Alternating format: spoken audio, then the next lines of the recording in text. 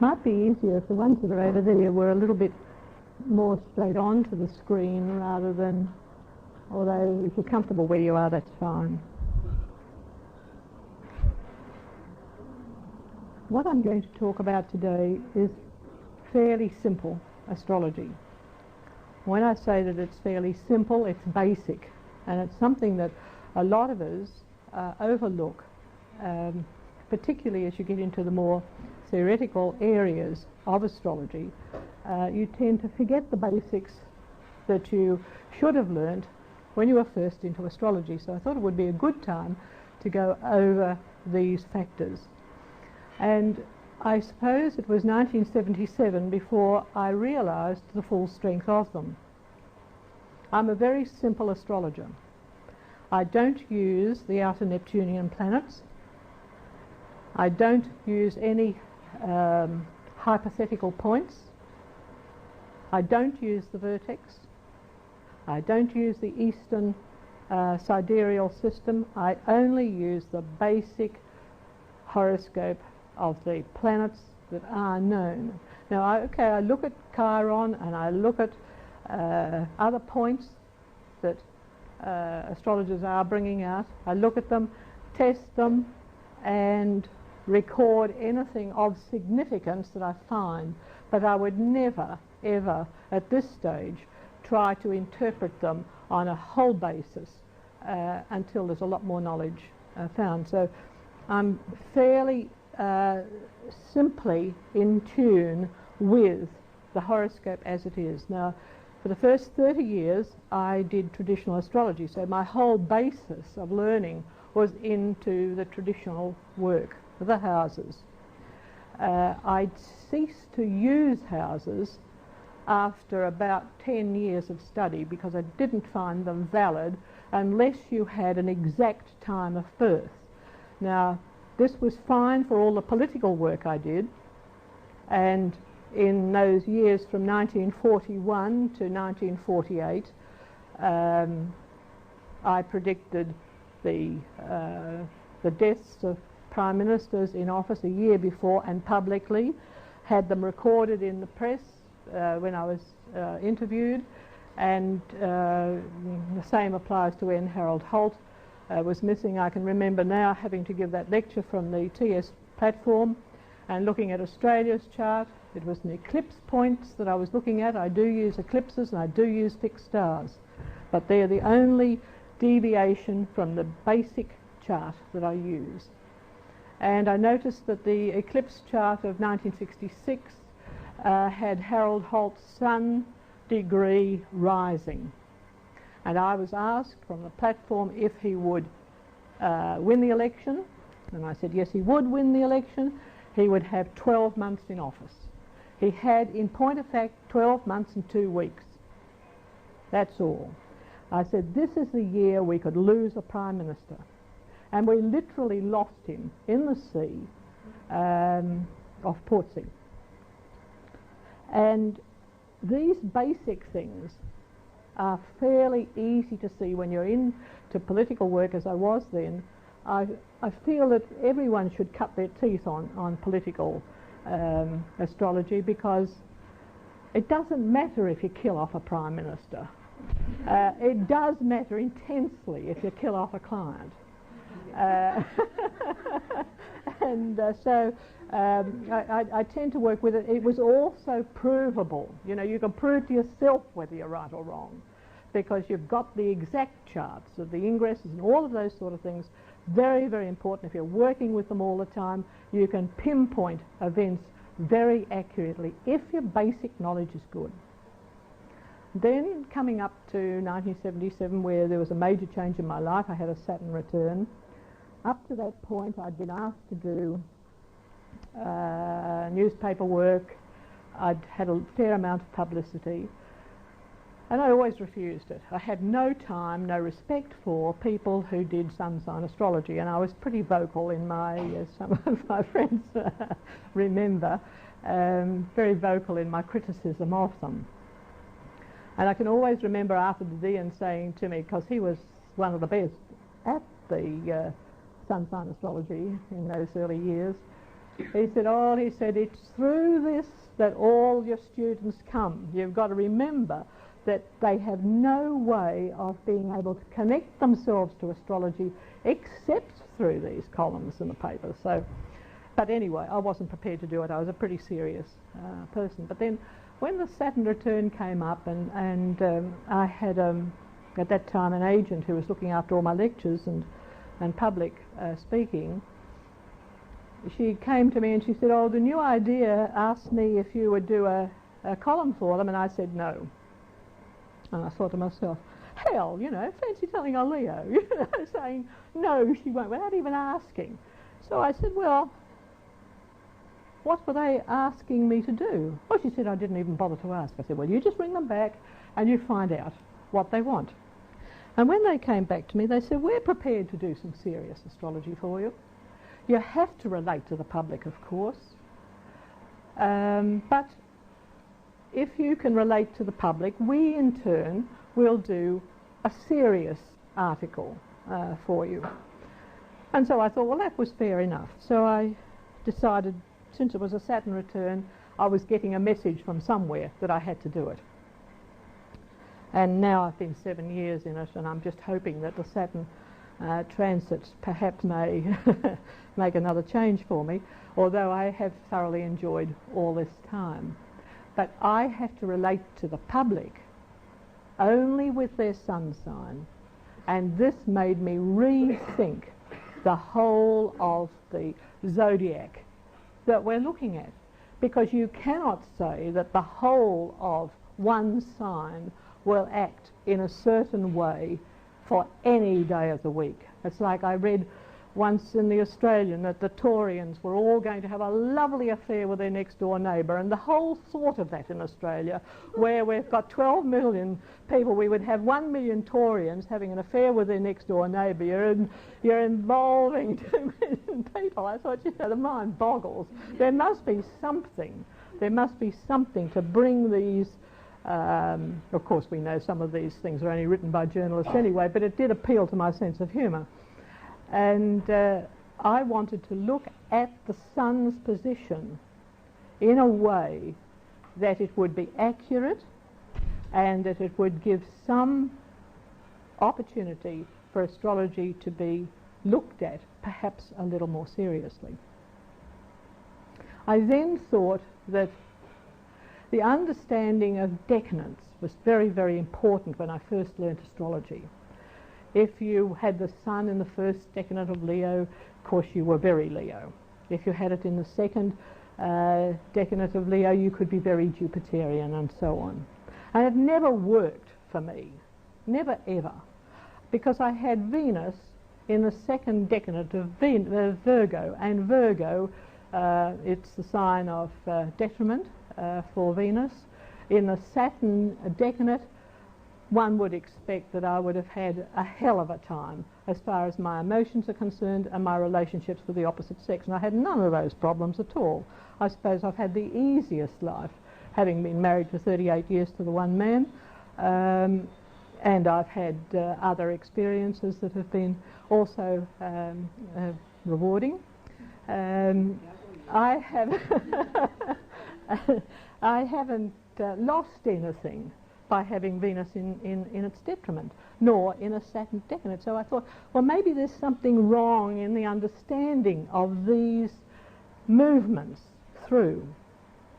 And the other thing I couldn't understand was that my doctor was a Libran, and I've had him for a number of years. And it's always bothered me a bit, because Libra is not the sign of medicine in any way, shape or form, in any textbook that you'll pick up. And then I get hospitalised in New York. The doctor I have there has got the same birthday as the one I've got in Melbourne, the 6th of October. And I thought, you know, there must be something in this too. So I went through all of the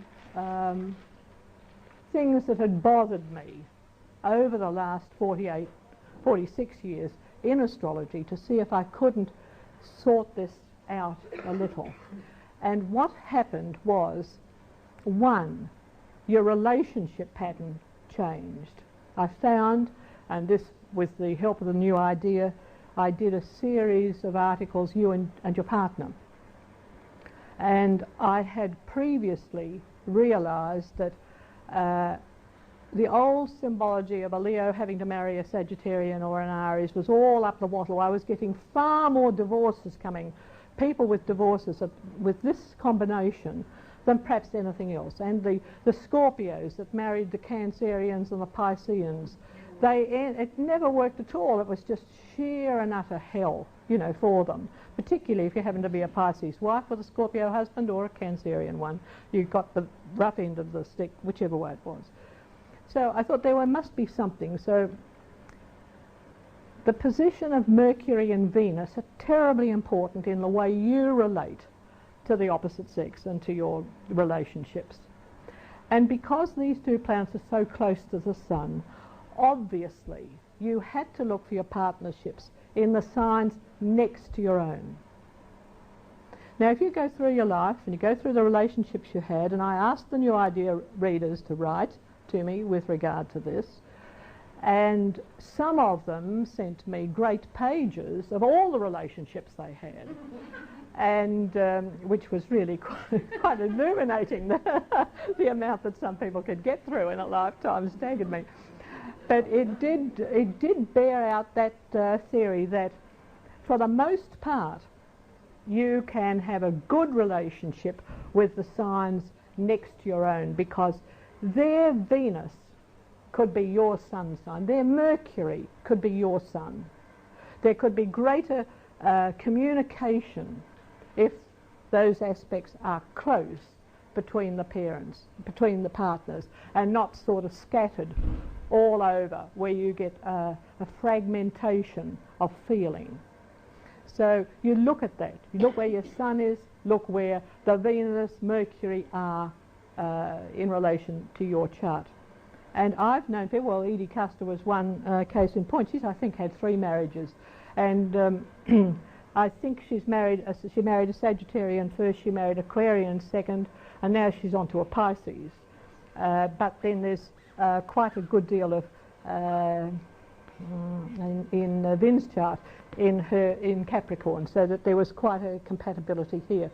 But it was really quite an interesting pattern, you know, to develop, so that if you can have a multiplicity of marriages, you've got far more experience to work on to check this out. And I found myself that being married to a Sagittarian, okay, I've been married for 38 years to this Sagittarian, and I think a Sagittarius Leo probably is about the easiest of those combinations, but there does have to be some lack of communication in some area. It can't be a completely perfect thing, because you're 2 fire signs, you're 2 strong entities. One doesn't give in to the other easily, which in any marriage or any union there has to be that give and take. And as for the Aries-Leo combination, I've always found that they're the last people in the world for me to cope with. I just cannot cope with the male of the Aries species in a close personal relationship, because you're both fighting to be on top. You know, there's no way, and from a different angle, the energies of Mars to the Leo was very, very difficult always for me. And that sort of was borne out in these letters that came. The trauma that some people had when they were married into the triplicities was extraordinarily high. There was some measure of compatibility when they had other planets in common, like Venus and Mercury. Now, Jim Gross in America did do quite a lot of work, and his book, he has got one book published which does give relationships between and the positioning of Venus and Mercury in relation to the Sun. Now, his ideas are a little bit different to mine, but they are extremely good. And one of the other things you've got to look at is how your secondary directions progress through this pattern. So this again all worked up into a new look at this decadent factor. For the New Idea, you will notice that I divide the zodiac up into 6 sections of 5 degrees. Each of those 5 degrees have a certain impact every month of the year. So you might get a Leo at the present time is having, in the middle sector here, is having a square to Saturn, but the ones born in July are not. It's past for them. But the ones coming up towards the end of the year will have the Saturn later in the year. So if you're dividing this up into these groups, you can see, particularly with the aid of the graphic ephemeris, what things are actually affecting your sun at a particular time. And the sun is the life giver, the golden force of energy that we have within us. And it must be the most important thing to look at. All of the other things come in as a secondary build-up to the way the sun is going to be expressing itself through you. So if we go through the whole of the zodiac, what I would like to do is to take each sign and to show how the sun, that was another thing in my early days, I threw away secondary directions because they didn't seem to have any meaning for me at all. And it was just the way that these secondary directions had been taught, and it wasn't until I got the DR70 that the secondary directions came out as daily secondary, so that you got the secondary progressed right to the day, that they started to have a meaning, and they are the most fantastic methods by which we now use these secondary directions. But it did make me start to re-look at them, and from that developed the ideas of your secondary progression of your sun, which is exactly the same, of course, as your solar arc. So it doesn't matter if you're using solar arc or secondaries. So far as the sun is concerned, you can see the whole pattern. So if we start off with Aries, and you find that you're in, say, this first grouping, you've got nearly 30 years to go before you're out of this sign. So you are strongly Mars, you're strongly involved with energy, you can take on all of the jobs, all of the attributes of a strong Aryan personality, because you're 25 to 30 before your progressed sun moves into Taurus. Then when it does move into Taurus, your lifestyle changes. You'll be needing more security. You tend to go in for house building, reorganization of the home, more security as far as money is concerned. Your whole aspect changes. But if you happen to be born in the 10 degrees to 12 degrees of Aries, you will find that that progressed sun goes into Taurus at about the time that you're going to university. And so it's not always certain that you will take on the Aries type of job, like engineering or medicine or dentistry or one of those things. You might be then looking at banking. You might be looking at real estate. You might be looking at all sorts of things which are not really normally attributable to the sign of Aries. So as you move through it and into the next sign, you're taking on the complex of the other sign. And when you get as old as I am, and you've gone through a few of these, you realise that you do change. Your whole personality changes as you move with your secondary direction from one sign to another. No sun. The sun. You can progress your ascendant, but if you're doing it on the secondary directions and you're using the daily secondaries, they go through the whole sign of the zodiac every year. And so you will find that at certain times of every year, the same sort of situations are happening around you, depending on what sign is rising on that secondary direction time. It lasts about a month, and the impact of that sign in relation to your natal chart will be the major influence. So that's a faster thing to the sun, which is a more easily recognised by your horoscope. Well, when the sun is progressing and the sun leaves the sun, yeah. 29 Aries and it goes to 0 degrees, or it goes to 0 degrees, does it pick up the other sign immediately, or does it take a little while? Have you noticed? Yes, it takes a little time. Does it? It takes a little time for you to adjust. You know something's happening. I can remember when I went from Leo into Virgo, very clearly. I must have been the biggest pain in the neck of all time, you know, at that time, because it had left just the conjunction of my moon, Mercury, Saturn, and that was a pretty horrendous time anyway. And then it goes into Virgo, which was, you know, sort of a bit. I became so tidy and neat and nitpicking, you know, for a while. I had to say to myself, I've just got to relax and be a bit more Leo. Mm-hmm. But you find you can't be. I've got into cosmobiology in this period, and I found that the very type of work that cosmobiology is detailed, and it has to be pinpointed to the degree, so that it was natural, you know, sort of to go into this factor. When I had it over my Venus, that was quite an interesting situation, because I went overseas in that year, and I took my daughter with me as a protection, because there was a transiting Pluto-Uranus on that degree while I was away. Well, we had all that experience, but I also got a thrombosis in the leg. And you know, so I ended up in hospital on that one, and I've been in hospitals all over the world. I've got a very activated chart as far as the natal 9th house is concerned, if you go back to houses, but it also comes up because I've got the Sun conjunction Jupiter and Neptune. So I have the travel, but I have the trouble. And it showed up quite, you know, clearly on that particular point. So it wasn't a weak Venus that I had, but a strong one. So that again made me think, you know, twice about whether we should use the traditional attributes of the decadent. In my opinion, they don't work.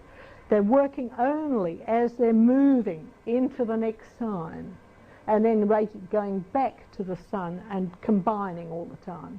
So you go from, say, a Leo into Virgo, you've got the Virgo tendencies, but you've still got the organisational power of the Leo. Now, the moment that I went into Libra, there was another major change. This was the time that I started working for the new idea, so I knew there was a change coming up. And of course, I'm practically non-stop writing. I'm writing 5,000 words a month, and that nearly kills me, because I didn't even get intermediate English.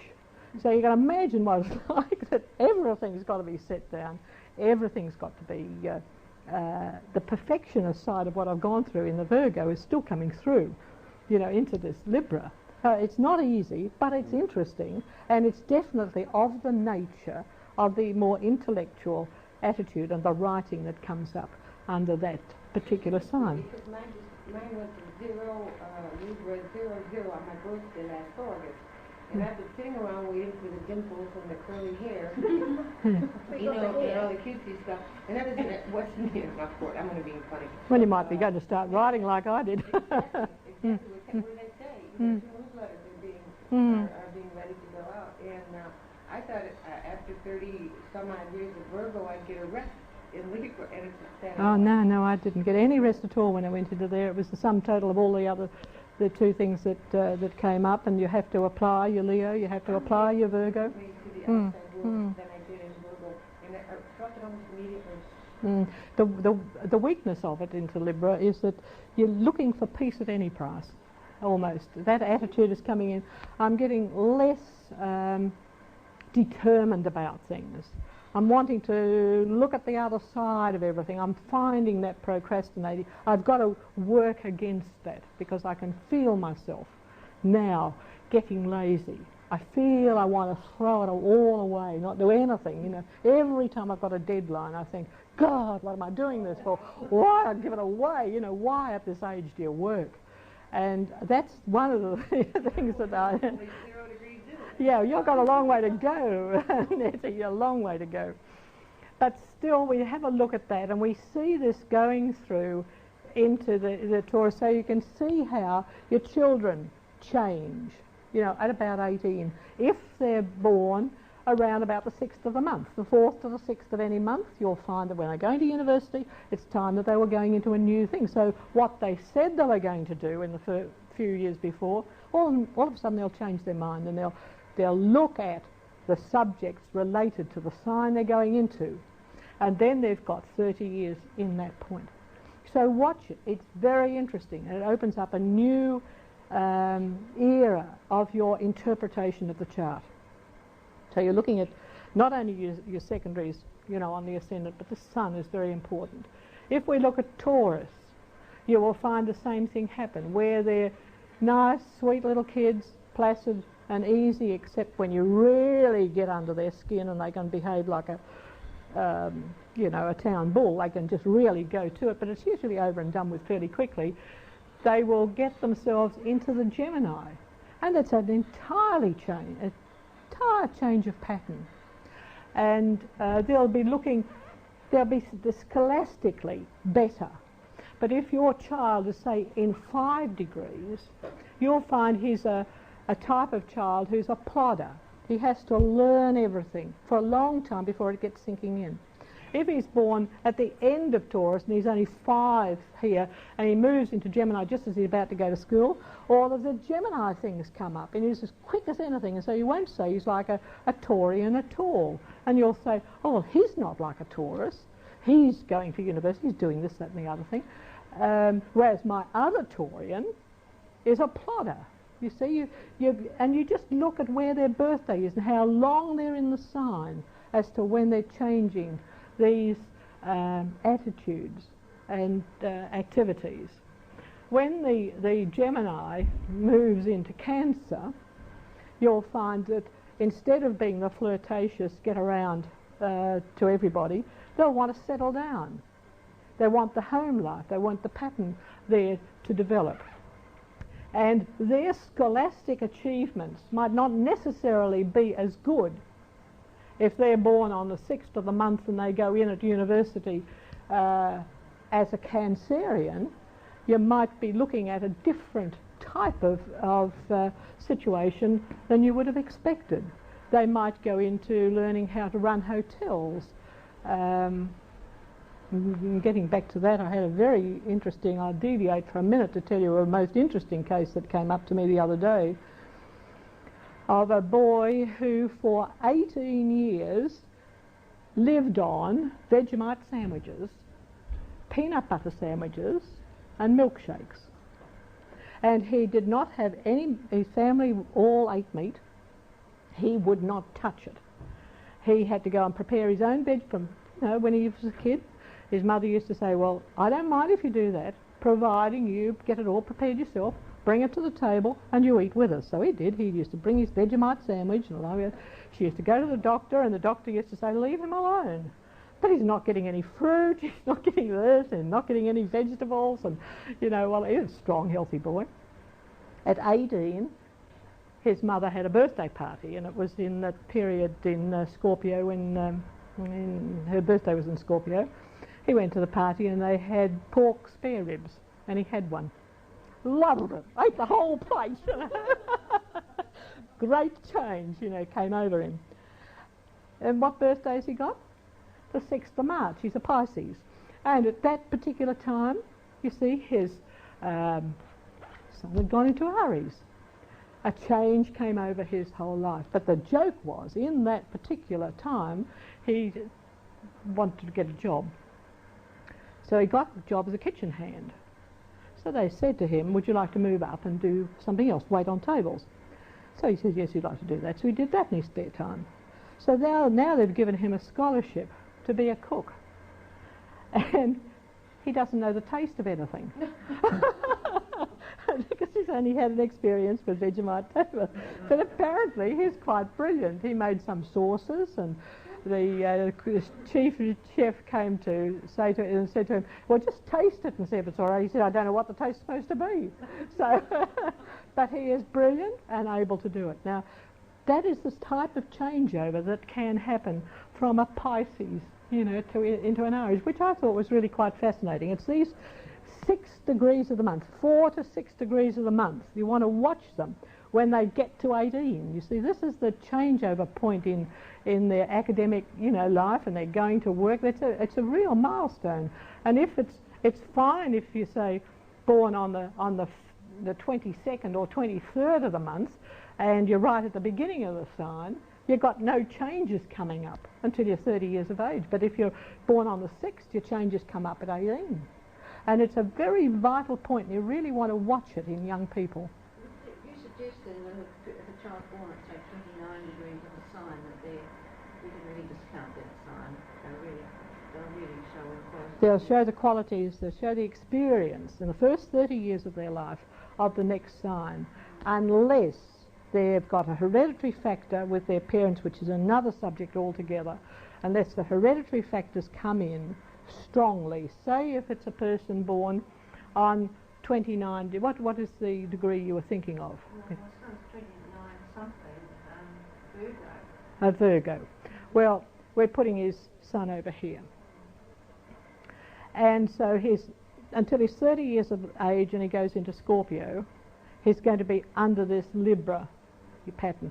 But if you or your husband or grandparents have got Virgo Pisces polarity in your horoscopes, like the sun, the moon or the ascendant, he will have a longer lingering effect of Virgo into his personality, which must show through. So he will be the combination, of the two. But he moves into this and he's there for 30 years. They do become more into that. But you'll find a major change in his life at 30, because it'll go into Scorpio, and that's totally different, to Libra. This is interesting because my husband, his son is 28 Pisces, and he's born in 1929, which was the big economic crash in the States. And apparently, from what he tells me, that with a few years, his parents, it took a few years to go under, which they did. He said that he had 2 paper routes, and he was helping them out and out, getting all kinds of jobs, and he was 6, 7, 8 years old. He was bringing money home like crazy, which is definitely not a Piscean. No, but it certainly is the Aries of a boy that wants to do his own thing and really rise above that problem. And go out and do his own job. Yeah, This is unreal to me. Yes, it is very, very interesting, and you can see that also you can get the understanding of how strong the cardinal signs are in this, that the cardinal signs have to move into the fixed. So you've got cardinal fixed. But you see the fixed signs move into a mutable, so that there's a greater adaptability. As soon as they move out of that fixity, there's a greater acceptance of other things, which the cardinal into the Leo doesn't get. So you get the most stubborn people in the zodiac born under those cardinal signs, and particularly the ones that are Cancerians that are moving into Leo. And you see, that happened to me at the age you're talking about. Yeah. On the 9th of July, yeah. and I went into Leo around about 23, 24, and I went from the typical introvert Cancer to the typical extrovert. Yeah. And people put it down to, well, she didn't fit in well at school. Now she's out in the world. She's Yeah. okay. It's not that, because you can. I'm sorry about that. But it's very interesting, and you want to watch it, because it almost makes the fixed signs, in a way, the weakest, because they've got to go into that mutability, where if you're born under the mutable, you're going into the cardinal, and then you're going into the fixed.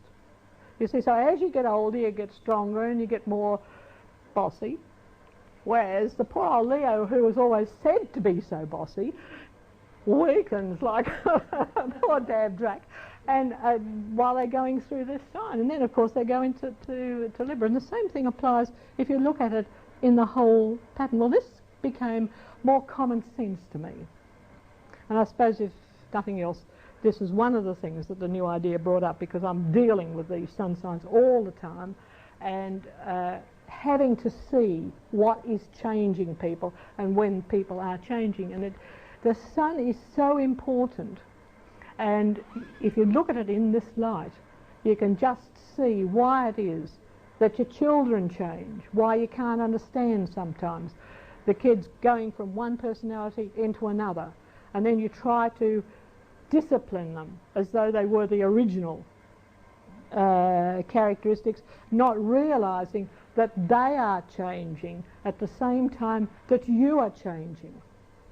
And the compatibilities of that, if you look into it, can be quite strong, because if you had parents born that tied in with the progressed positions of their children and moving from one sign to another at the same time as the children are, and the signs are not showing compatibility, you can have friction, and neither understanding why this friction occurs. And it's just them growing, and you've just got to give them time, you know, sort of to adjust into that pattern. No, speaking to Mum here, this is all very interesting. I'm thinking of compatibility of marriage now. Well, we get into that a little bit later. Where you have these people changing signs about 5 years after marriage. Yep. Is that explained? Yes, this is right. Yeah, and this is why sometimes the marriage, the person that you've married, changes so much that you no longer want them anymore. Yeah. These factors should be looked at. They should be looked at very strongly. Before people get married. Yeah, but there's another factor, of course, with marriage. You've got to also look at the moon. And the moon also does the same thing. I mean, if you've got, I think the one thing that kept my marriage together was the fact that my husband had his moon in Virgo, which was on the same degree as my Venus. But you see, that's again the signs next to. So if the moon of the partner's chart is in a compatible relationship to the sun or vice versa, then you've got a measure of adaptability to one another.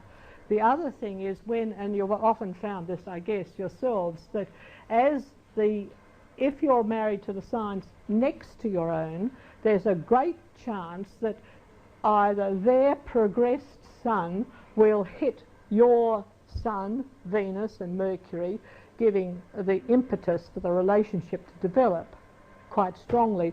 But if it's a scattered splash chart, this doesn't come up at all, and there's a lack of communication. So you've got to look at that from the point of view very, very closely so far as relationships are concerned. And I don't think anything has been written on it anywhere that I've seen, anywhere at all. And it's something that if you look into it yourselves, you will find that it'll be the key to your understanding the charts, particularly for professional astrologers who are dealing with people all the time. It is often the answer to why an incompatibility occurs when it does, and it's a simple thing, you know, to sort of watch. Very simple indeed. So if we keep on going, because I'm sure the other signs might have links with family members, we did the Cancerian angle going in, because the late Cancerians hop into Virgo and then they hop into the Virgo. So you've got here the Cancerian, the mother, the maternal instinct, family orientated pattern getting into the organizational factor, and then swinging into the mutable, so that you can sometimes find a late Cancerian by the time they're 55, 60 years of age, becoming very adaptable, you know, to new conditions and starting life, the type of people that retire and start a new job into something, you know, quite different. And it's really quite a powerful influence, that one, because they will go into something like gardening or building something around the maintenance, with things that they can do that they need to be a bit of a perfectionist about, something that they might have thought about right early in their lives, because Cancerians do like to have things nice around their home, but then at taking all of that 30 years perhaps of a government job or something like that they get thoroughly bored with, they get into Virgo, they just want to do something with their hands, something they can do themselves in their own time, and that makes a very movable, adaptable situation. If we look at the Leos, they move into the Virgo, and as I said, we move into Libra, so we won't go into that one again. The Virgos. Now the Virgos in traditional astrology have often been said to be, apart from Nagas, quite artistic and creative and inspired in some ways. They're workaholics at other times.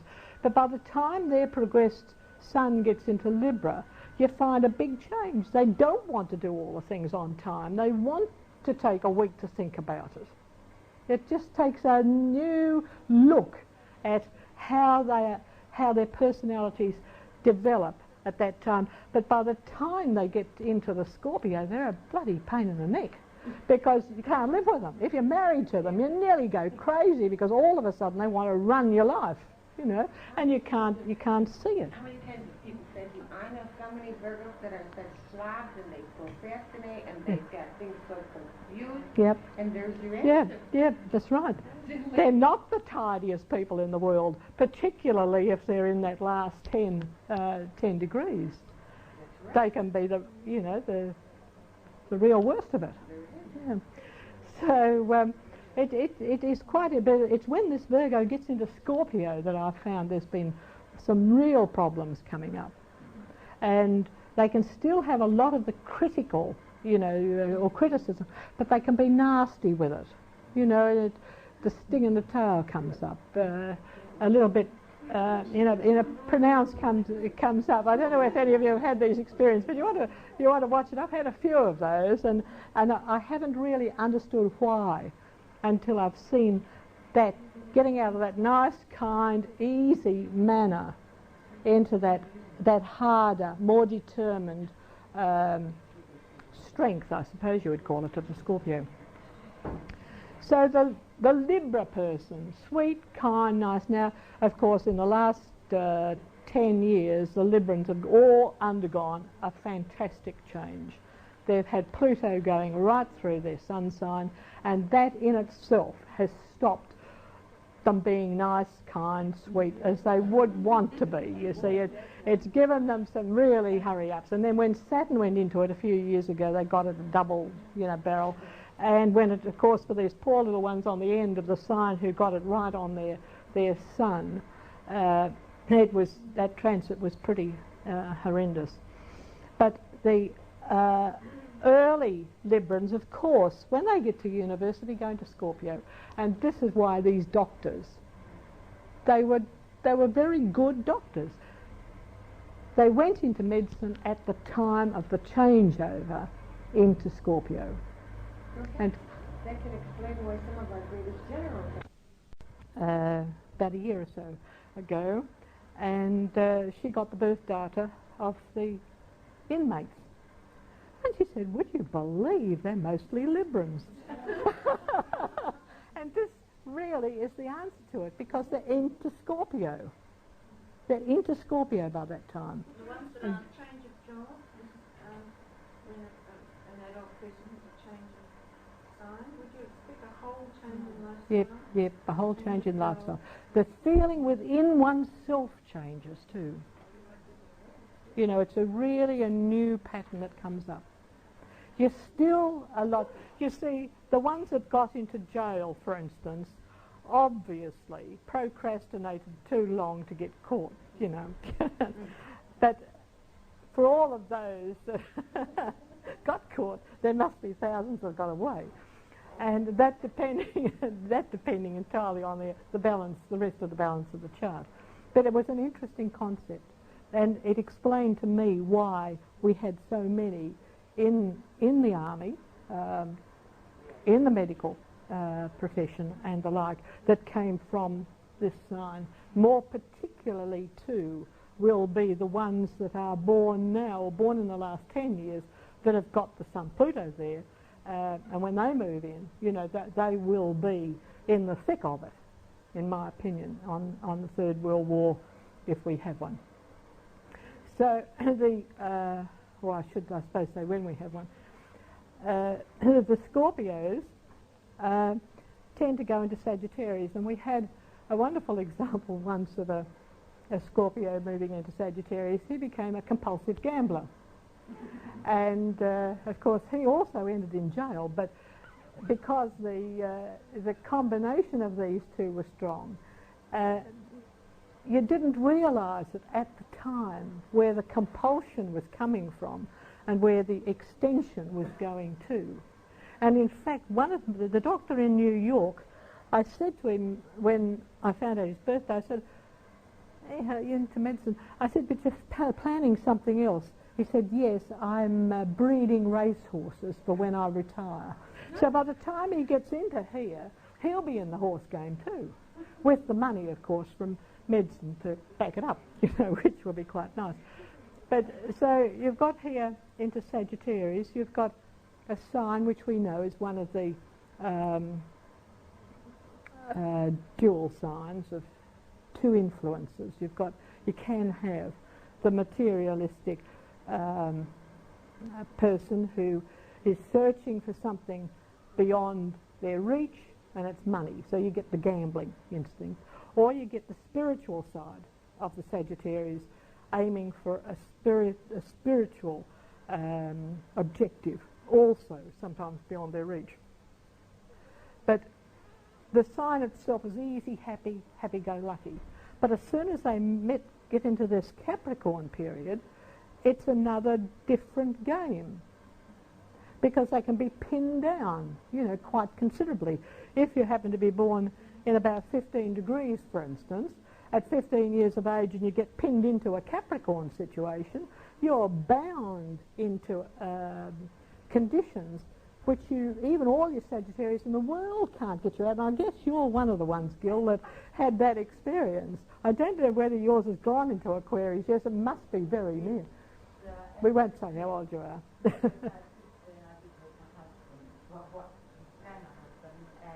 That was a disaster.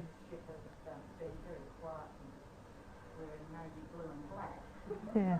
When I met Gil, actually, she was in that stage.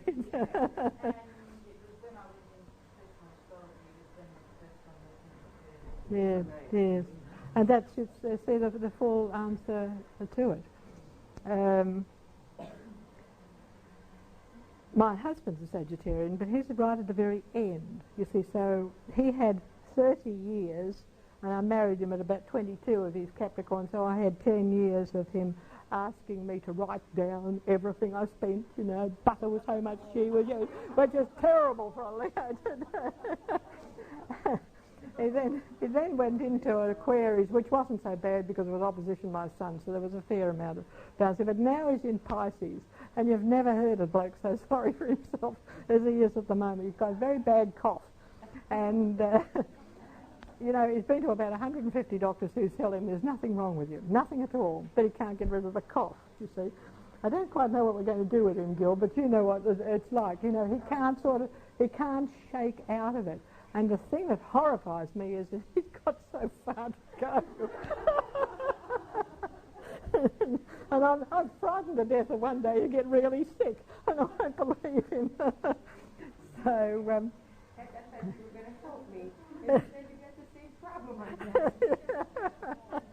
Yes. But the Capricorn, on the other hand, is a pretty basic person and very security conscious, and they get into the Aquarian levels, and they don't know what's hit them. You see, the Aquarian Capricorn is like putting antique furniture into a new house, or vice versa. There's both having the rulership virtually of Saturn, Uranus, and in the old traditional, it was Saturn for both. They don't almost know what hit them when they get into it. Now, if they're 5 degrees and they're 25 years old when they get into Aquarius, all of a sudden they want their freedom, and if you're married to them, they want more freedom, you see, so you've got to give it to them. There's no way you can hold an Aquarian unless you give them their freedom.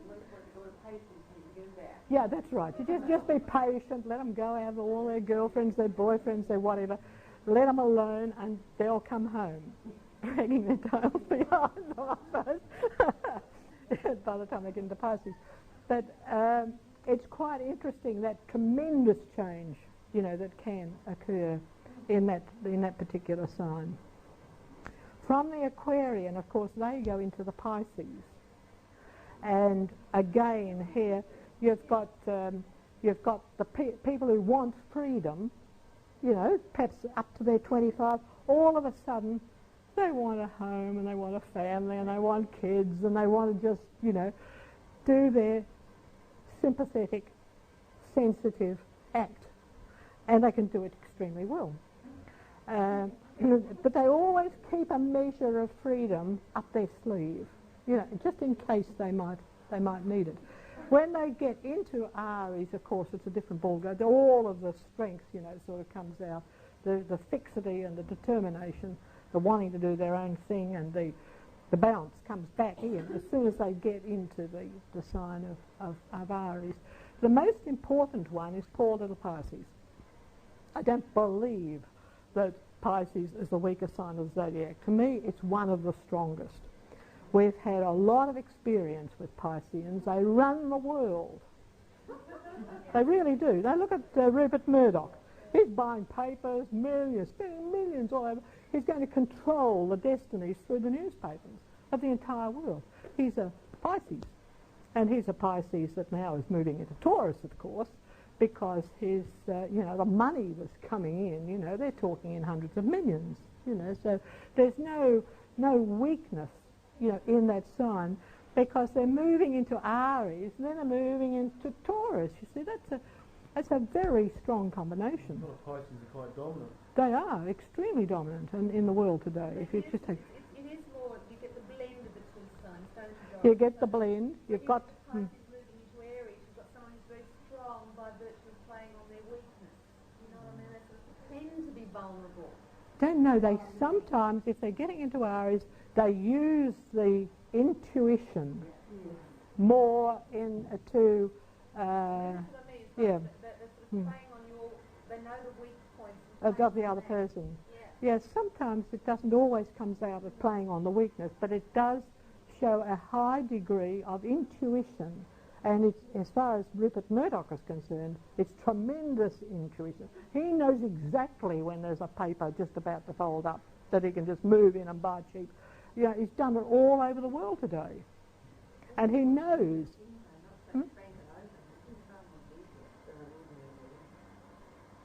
Yeah, yeah. And you've got to remember the sign of Pisces is the two fish swimming in opposite directions. The speed with which they can turn round is phenomenal. And you've only got to watch them in a fish pond to see, you know, it's a flash, you know, and they can change from almost one personality to the other. But as they move in, and depending again on this, Murdoch's birthday is around the 15th, I think, of the month, so he's in the late degrees, so he went right through the Aries and he's now into the Taurus strong factors. But you see, one of the interesting things that when I was thinking along these lines, I was naturally looking at the people around me, you know, to see how it worked. And the editor of New Idea is Aries. She has Murdoch as a Pisces, as her boss, and her husband's a Pisces as well. So that there's this strong combination, you know, here with their signs together. And it was in that combination, having a husband's chart and Murdoch's chart, that I could see how it's this combination of the other planets, Mercury and Venus, being so close to the Sun, linking up with their charts with an interplay of the Venus-Mercury between the two that made that a tremendous combination, because the husband must be a fantastic fellow to be able to cope with the work which he has to do.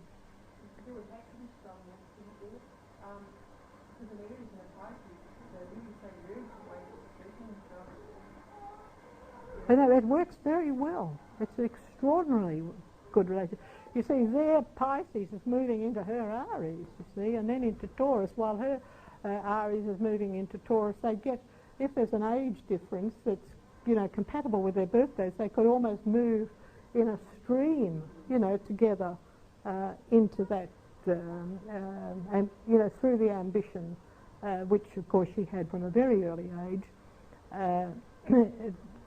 into the Taurus, where, you know, it's one of the most powerful jobs that in Australia for Australian women.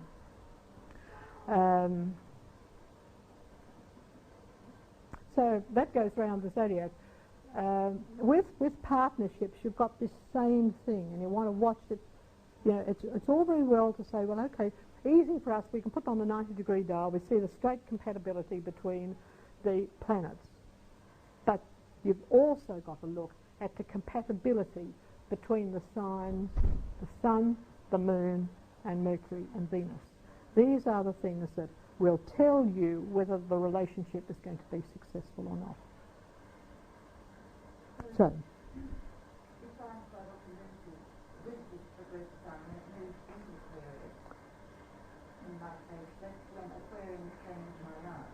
yeah. I had hardly known an Aquarian until I progressed. Yeah, yeah. From as well. There is, well, they just seem to be around me in playing a very important role in my life. Yeah. And so it's our progressed sun can so often give us a clue as to the people who are going to be compatible in over the X number of years. That's right. It's very. Gil and I, of course, have had a very interesting a pattern to develop between us, because when Gil came to me as a client, poor little in a black and white dress, you know, without much go, I might say so in those days, Gil. When I went out to dinner with my husband, I said, you know, I've just had a client, and I said she's going to be a very good astrologer. And at that time, you didn't know you were going to be an astrologer.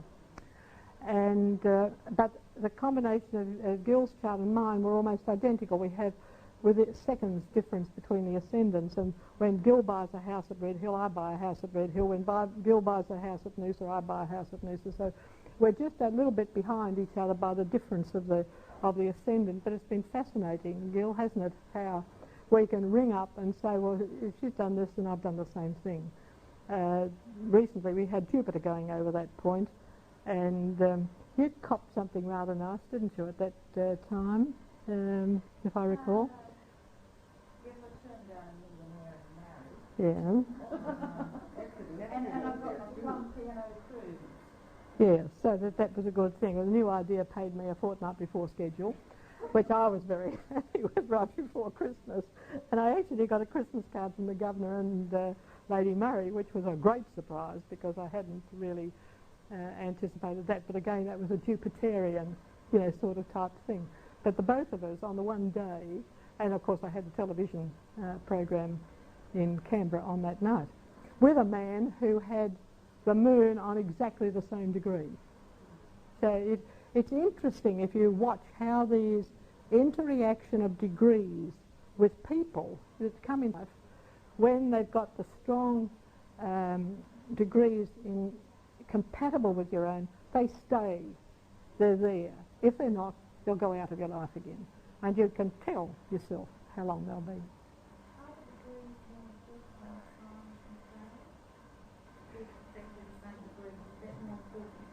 Yes, yes, it is. The degree itself, of course, brings the impact.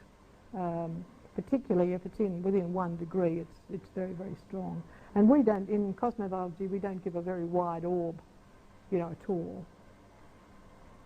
But the signs, if you're using them this way, are really quite important, because they give you the understanding of why you're changing. When you don't know, you can get uptight because you think your personality is changing. And it's only because it's nature for it to change that way, experience that you've got to go through, that everyone has to go through. You've got to grow.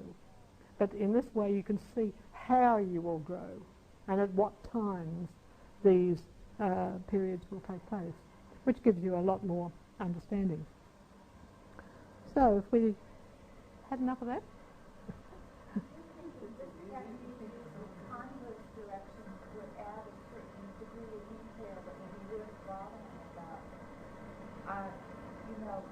Your solar arc of the direct sun backwards. Yes. Say if you were the first 5 Aries or so you go back into Pisces. Yeah. Pisces. Yeah. Add a kind of overlay of detail on still being Aries. Yes. It might be something to, I haven't looked at it at all, Pat, because I don't use converse directions. But I would think that you could do a bit of research on that and see if that does happen. I think would be quite an interesting exercise. Mm. Yes. No, it made me think of it when you said that people in adjacent signs, that means that one person's sign will progress into the other. While the other one regresses back. Yeah. Ahead all the time. Yeah. Yes. No, that is quite true. You could, particularly in the partnership patterns, it might be the answer to looking at the adjacent signs when one does go up here and the other one does come back. You're almost getting a conjunction factor between the two. And it would be something I haven't looked at, I must admit, but it's a very interesting point. How would you decide who is going to go forward and who is going to go back, though? You have to do it both, surely. Yes. But it might be interesting if it was simultaneous, wouldn't it? Can I make a point on that subject? I was just a thesis that I've been working on a little bit, and Alice Bailey's work, she talks about that humanity has the choice to progress from Aries to Pisces or regress from Pisces back to Aries. And if you look at the way that the planetary energy of the zodiac is, if you put it on the Earth, then it's reversed, it's the other way around. Mm. And I just think this theory that if a person is coping positively with their chart, then they progress through the signs from Aries to Pisces. If they're working in a more degenerate way with their energies, then they have to regress backwards. It's certainly an interesting point, and it should be, particularly in this day and age, I think it should be something that's followed up. Be quite good. Well, to get from there to the problems associated with astrology, we had one very big one that came up in Melbourne on the 6th of January, and I thought you might just like to have a little look at it.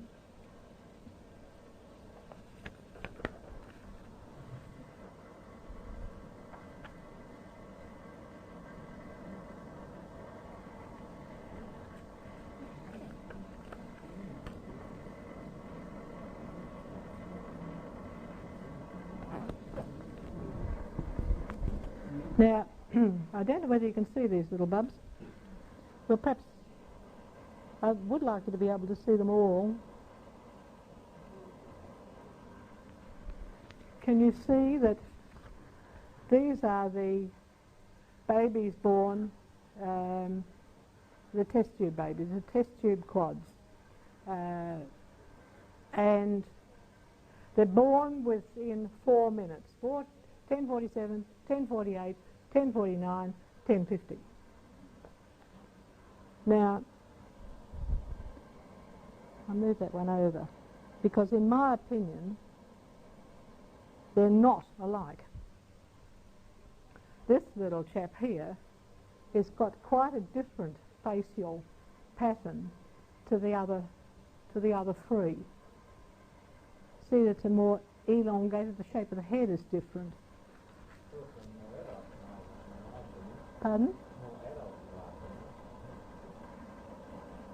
And you see those two, you can almost see them grown up actually, can't you?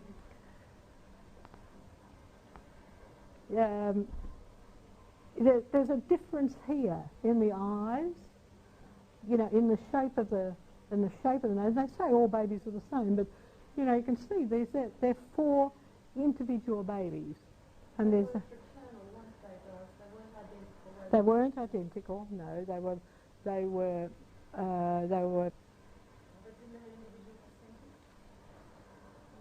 were 4 eggs. Yep, 4 eggs by 4 sperm.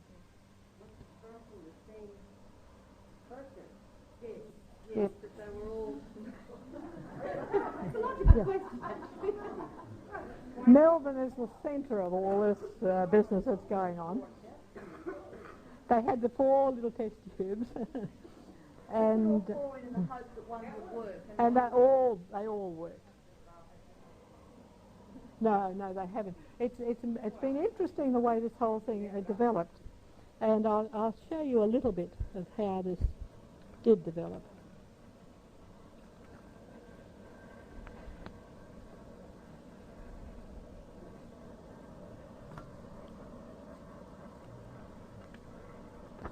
So,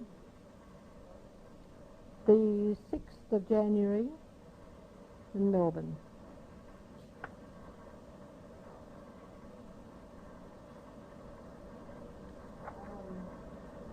Where am I? It was 11 hours back from 10 47. 23:47. No, the previous day, the 5th.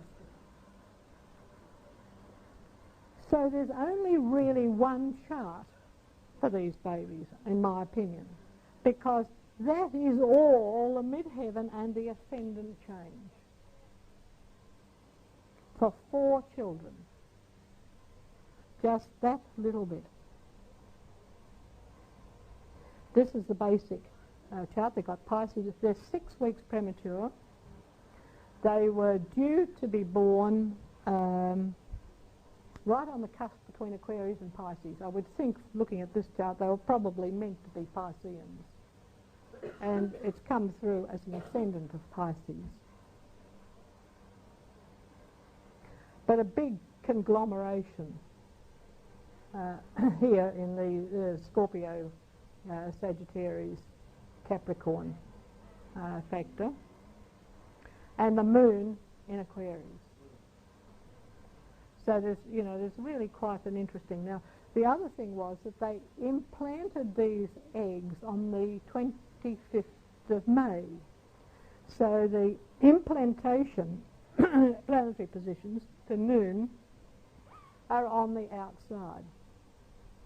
And this is the maximum movement of the moon over the period that those eggs could have been fertilized. Now, in the prenatal epoch theory, the moon in the birth chart, the moon in the conception chart is supposed to come out into the ascendant, and vice versa. The moon to the ascendant is supposed to be strong. In every one of these test tube babies or the original artificial insemination ones, this did not occur. There was no relationship whatsoever with the moon to the chart of the child at dawn. So, because this one's in Scorpio, and here it is in Aquarius, so the moons don't even connect. There's no Scorpio ascendant at all, Pisces. So here you've got that implantation. Well, now it's quite interesting because the Jupiter is to the Venus, and I guess this is why all the eggs took. Because they didn't expect that, and they're never going to do it again because they don't want to have 4 at once. The Neptune, of course, was close. The Pluto-Mars was interesting, that it was a surgical, sort of situation. And there was a Mercury moon here. Now, nothing to indicate the relationship between the conception and the birth from the information we have. We could not get, as we did with Candace Reed, the actual time that the eggs were taken out and the fertilisation took place. We had a full screed on that one, and it showed up the same way, that there was no relationship. The prenatal epoch theory was not valid if you use this. Now, some people will say, well, that's because it's a caesarean birth, but the others were not. They were natural births. Now, in all of that, you can say, well, okay, they're always going to have the same transits, they're all going to have the same progressions, and they should have almost identical lives. Now, as I see these multiple births, I think if we look at reincarnation as a theosophist looking at it, I think that there may be some reason that the 4 babies come through. Perhaps there's limited time for the soul to progress through 4 different lives. So the chart itself may indicate that one of the quads may experience the Pisces side. One of them might experience a more Aquarian lifestyle. One of them might be the sun, and the other could be the midheaven. So you could take the 4 personal points and say that there's a possibility. It might be if they live different lives, that this could be one experience, that they were sharing a womb to have 4 lives because of the time situation, having to complete the lessons in a collective form. I don't know whether I'm explaining it clearly or not, but I think this happens with twins too, that sometimes they react together as one, at other times they've got to have different experiences.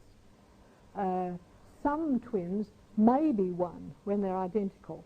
When they're not identical, it might be a different ballgame. I think we've got to look at this whole philosophy of multiple births. If there's to be any change, perhaps through karma or a similar factors. Do seem to deduce that they live out a different side of their chart, and that, say, one dies or moves away, that the other one starts to take on the quality. Yep, not the other one. And it's frequently they do die. In twins, it's quite frequent that they die. We've had a lot of cot death twins with one of the twins, dying, but just no reason whatsoever, and the other twin in the next little cot being quite okay. So it's interesting grounds for research, and these children will be in the public eye, and we should be able to see it. But I think by their characteristics, they're very much the same anyway. Yeah, the little one, the last little one, was 24 hours in oxygen, but the others were healthy right from the minute. Now, 26th of May.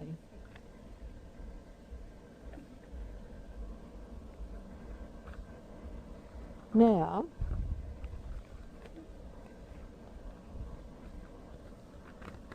I didn't put this on the overhead projector, but for your interest, number 1 quad, the only difference in the chart, in these 4 charts, is that the ascendant is equal to the midpoint of a Venus node, baby 1.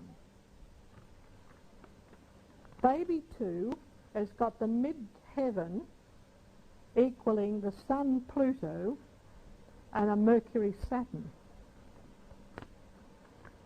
Baby 3 has the mid-heaven equal to a Venus Uranus.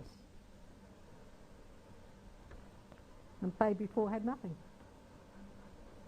Baby 4 was the weakest baby. All boys. I can only remember the name of one. One's Ben. I can't remember. Ben. But I haven't got their full names have been published, but I just didn't have time.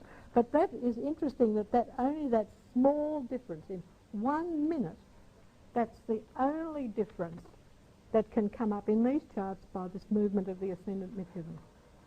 And you can see that baby 2 probably ultimately is going to have quite a hard karmic struggle with the midheaven to the Sun Pluto and the Mercury Saturn.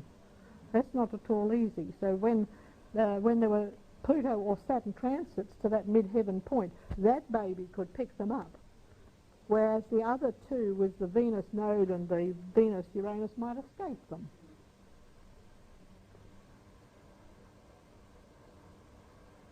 I thought that was quite an interesting, really quite an interesting exercise. You were talking about midpoints, and cosmobiology is a fine enough technique to distinguish between twins. But there's an idea floating around the United States now for distinguishing between twins born at nearly the same time, and that is to do their 13 harmonic charts. And there's a woman who has been particularly with very good success. You give her the data of the 2 twins, and then you tell her that one twin has certain characteristics and the other twin has other characteristics. And she has had very good success matching the characteristics of each twin with the proper birth data based on the 13 harmonic chart. The techniques stretches each degree of the zodiac out to 13 degrees. It's like applying Oh, great yeah. magnifying glass to the chart. And so you do get considerable different perspectives and different. Yes. The charts are radically different. Hmm. And it's just Might be interesting to see how that turns up. We did do the life diagrams just to give you an example of the type of work we're doing. follow that through with a lot of the harmonics actually. For some reason the 13th works very well. Yeah, it's quite interesting. We do our graphic ephemeris in quarters of 3 months, and that's the 45. I don't know whether you can see it.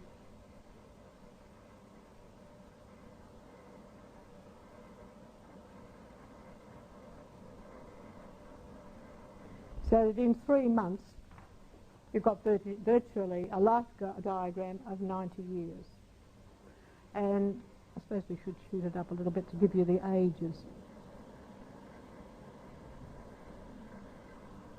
which are at the bottom here. So that you can see the age where the major transits will hit, you know, the chart, and the planets involved with them. And if we look at the difference between that midpoint structure, it might be a way of seeing if one quad actually does respond to the transit, say, of the one with the Pluto, whether he will respond strongly to the Pluto factor, whereas the others might respond, the other two might respond to the Venus in a more pronounced way. And the last little one seems to be a floater. Might be interesting to see what happens to him from hospital until the day that they were supposed to be born, around about the 20th. So that will be quite an interesting thing. But you see here, you've got right up till they're 20 years of age, they've got this Uranus factor. They certainly have got a Sun Venus, which is giving them the protection, and why there's such healthy babies. I think they're very strong babies, they say. The only weaker one was the third one. And that might have been because he had to wait that minute to get out. That's got the mean node and the true node on it. Now, if you do the life diagram on a 30-seater, the life diagram gives all the aspects based on 45 degrees. You're all conversant with cosmobiology. Well, are there some here that haven't seen a graphic ephemeris or a life diagram? Well, if we take this as a graphic ephemeris for 3 months, what we're doing here is to plotting in the planetary positions in their exact degree by this code. Now, the first column, all of the cardinal signs. You draw a line between them. You'll see it particularly on that side. You've got the cardinal signs to 30.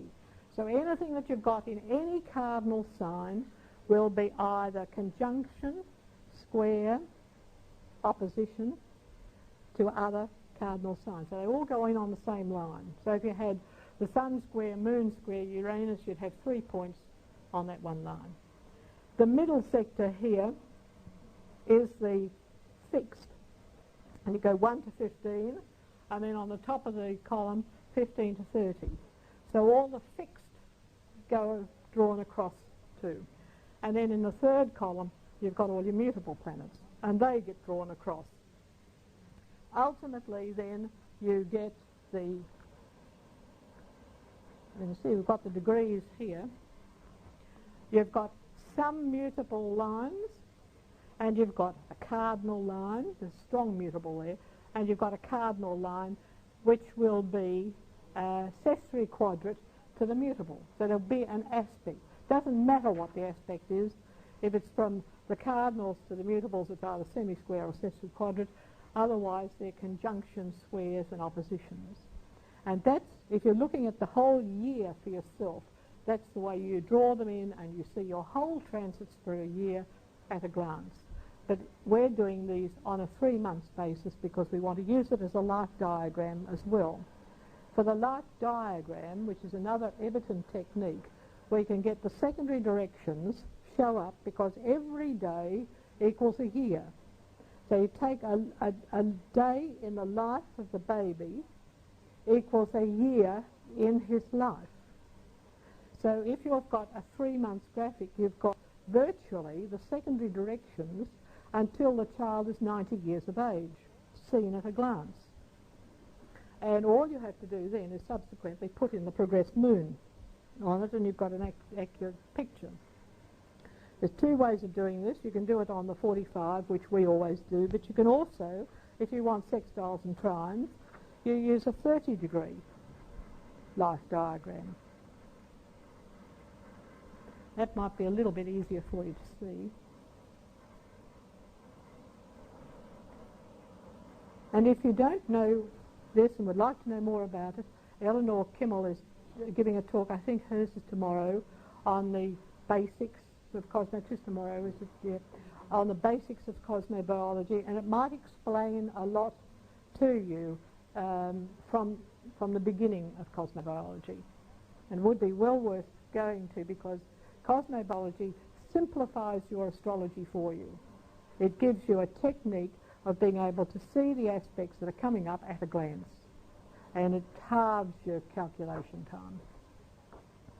Now this will show you, because it's a 30-degree diagram, and you put, it doesn't matter what sign it is, you put whatever planets you've got on the exact degree that they are, and it'll come in as a semi-sextile, the sextiles, the quincunx, the squares, the oppositions will all show up on this chart.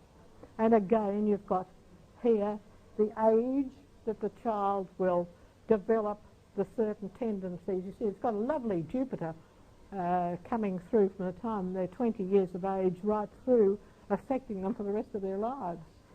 So there's a lot of support coming in from that Jupiter aspect. And you see the Uranus doesn't really hit it, much at all. So it would seem to me that the only crisis points in their life would be around the 70 to 80 or around the 10 to 20. Yeah. So you're looking, and this you can do very easily for your own family's charts if you want to put them on and see how they are on their secondary directions.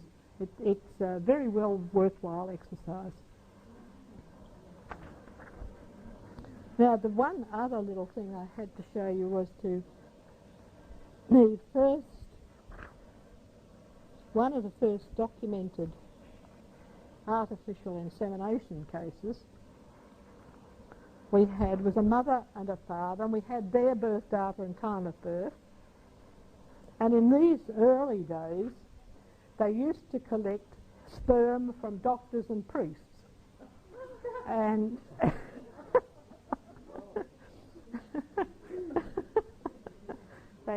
the description of the room they did it in too was really quite funny. But this one has a mother and father, and the donor down here at the bottom was a priest. We got that much information. We didn't get his time of birth, but it was a very interesting exercise when I show you the baby's charts.